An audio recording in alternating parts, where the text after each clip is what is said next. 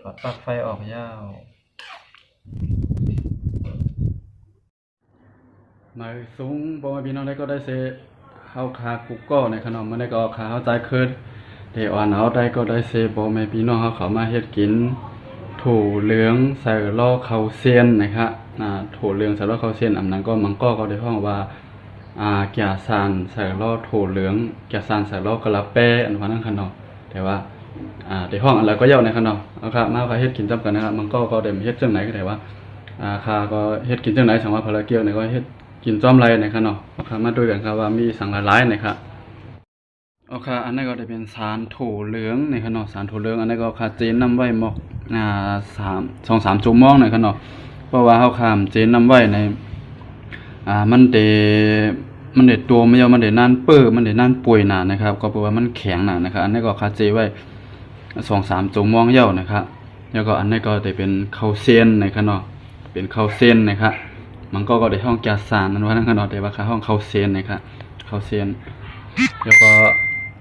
อันข้าวได้ใส่นะครับจ้ามก็ได้มีนะครับผักมีเขียวแล้วก็ผักกีผักมะเขือส้มผักมีแล้วก็มีข้าหอมนะครับมีข้าหอมค่ะนะครับเอาข้ามาเฮ็ดกินจ้อมกันนะครับครับวันดังสุดก็เฮาขาได้มาโคมีหอมันอ่อนตาง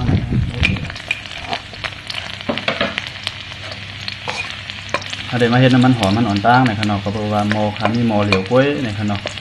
เพราะว่าเฮาขาหุงสุกไว้เฮาขาได้แล้วน้ำมันหอมได้มาซ้อนใส่ขนมเดี๋ยวขามีหม้อเหลวกล้วยขาก็ได้โคไว้อ่อนตางในขนม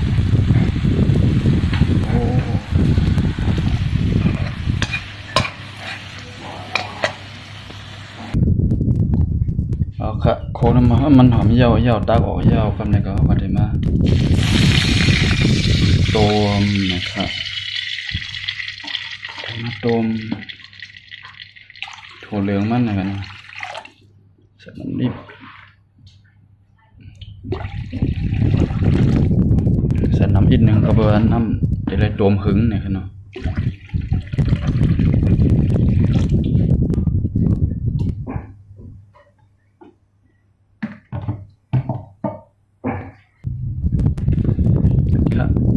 ใส่ถั่วเหลืองนะครับเนี่ย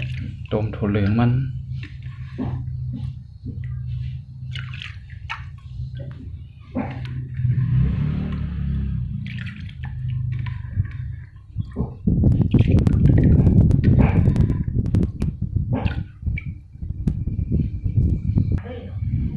แล้วก็ใส่มิ้นอีกหนึ่งนะครับ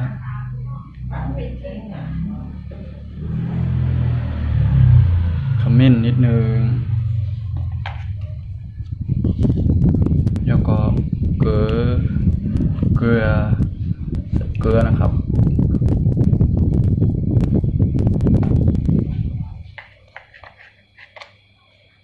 เกลือแล้วก็ชูรสของหวานนะครับของหวานในผมมักก็ใส่มักกินก็เป็นสังเด็ดขาได้กินมาจะมันก็เรียกเย้านะครับผมกินให้มันหวานผมใส่ให้มันหวานนะครับเอาค่ะนะครับอันนี้ก็เป็นสารถั่วเหลืองในขนมเป็นสารถั่วเหลืองที่อันเฮาเอามาเฮ็ดถั่วพูนั่นในขนมที่อันเฮาเอามาเฮ็ดถั่วพูนั่นก็สารมันก็ได้เป็นจังไหนในขนมถั่วเหลืองอันนั้นขนม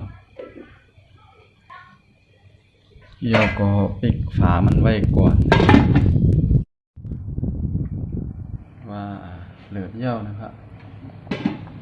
เหลือเยาวโพดเยาวนะครับมันก็จะมีปวกมันอีดๆนะครับแล้วก็มาตักแปดอีดปวกมันก่อน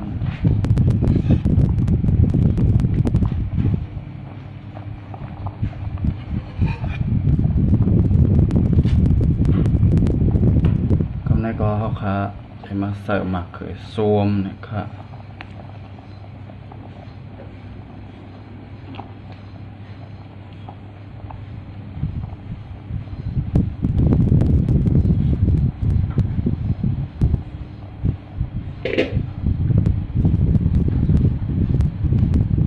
ก็ได้ใส่นี่หอมแดงใส่เป็นลูกก็ซอยเอาซอยเยานะครับ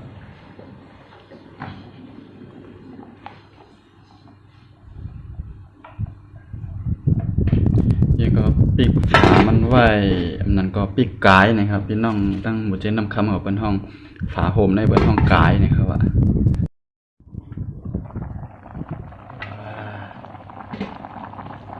ไอ้มันหอมเด้ๆนั่นเขย่า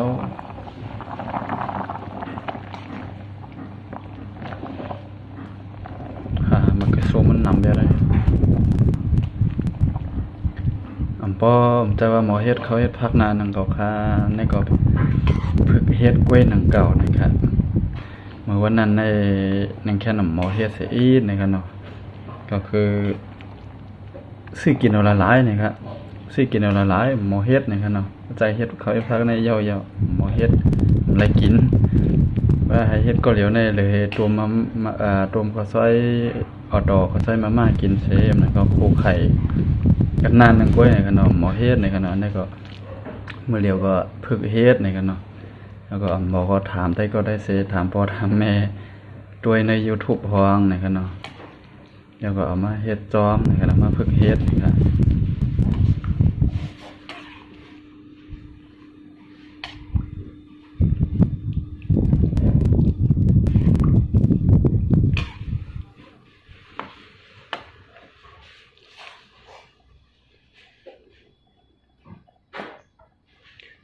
ปิกไว้แทงก่อนปิกไว้แทงก่อน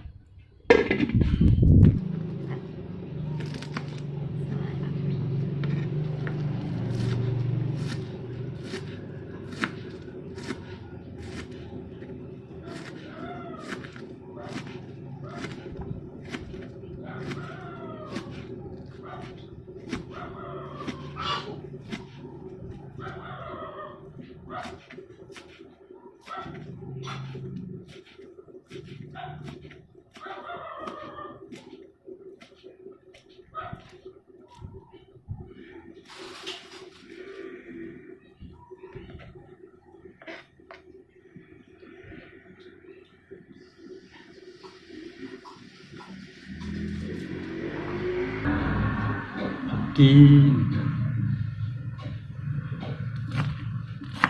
แล้วแค่ใส่ก็ใส่มันเป็นสร้างหนังเก่าในขนมพักกี้นะครับใส่ก็ได้หอมอีกนึงนะครับแต่ว่าที่คาเฮ็ดให้มันเป็นพักอาซักรอดในขนมอาซักรอดนั่นก็คนไทยก็ห้องเจในขนมเจนั่นก็เจก็จะมังสวิรัตในขนมก้นหมังก็มันก็กำพองก็ได้ห้องตัดลูดอันนั้นนะครับเนาะอันนี้ก็เป็นอาซากรอดนะครับมีอาซาของมิเนอร์นะครับ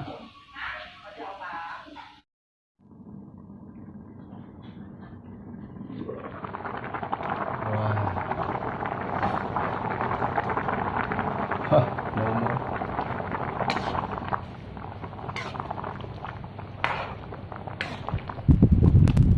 นะครับเมื่อกี้ใส่ข้าวหอมลืมไถ่นะครับนี่ครับมันก็ซุกเย่านะครับเนาะโถมันก็เปื้อเย่านะครับจิ้มด้วยก่อนนะครับ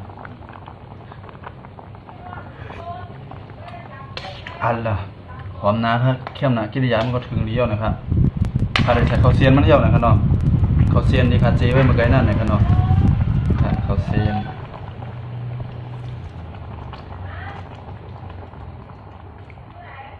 ถ้าเขาขาดได้ผงแล้วเขาก็จะใส่ข้าวเซียนนะครับก็เพราะข้าวเซียนมันได้ต้มหึงเนี่ยครับเนาะ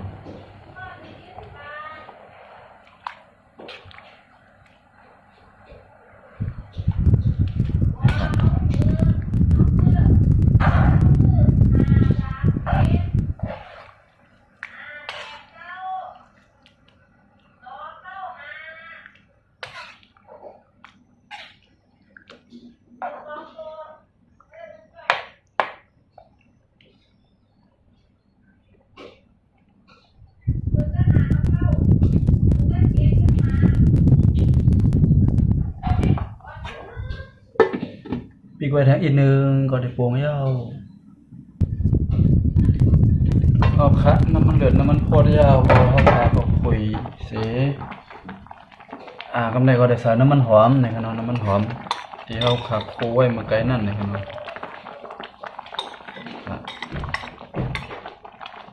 ใส่น้ำมันหอม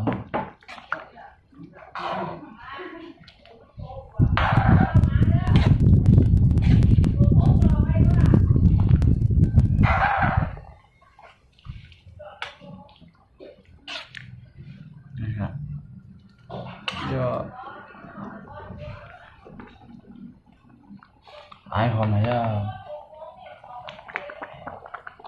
มีพักกี้นะครับเนาะใส่ครับ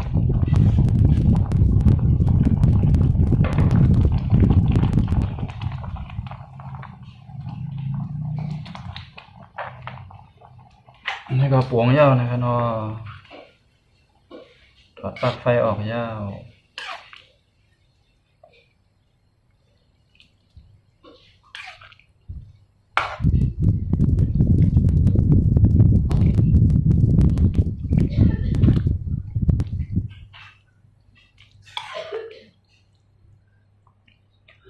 เป็นฮือคะ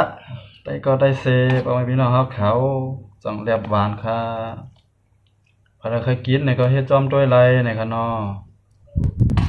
ก้อนหนึ่งและก้อนหนึ่งเฮ็ดเหมือนกันได้เปิงกันอิดออดนะครับจิ้มด้วยก่อนนะครับ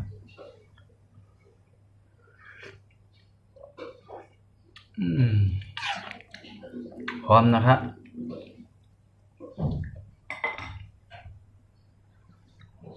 พร้อมนะเขียมนะครับ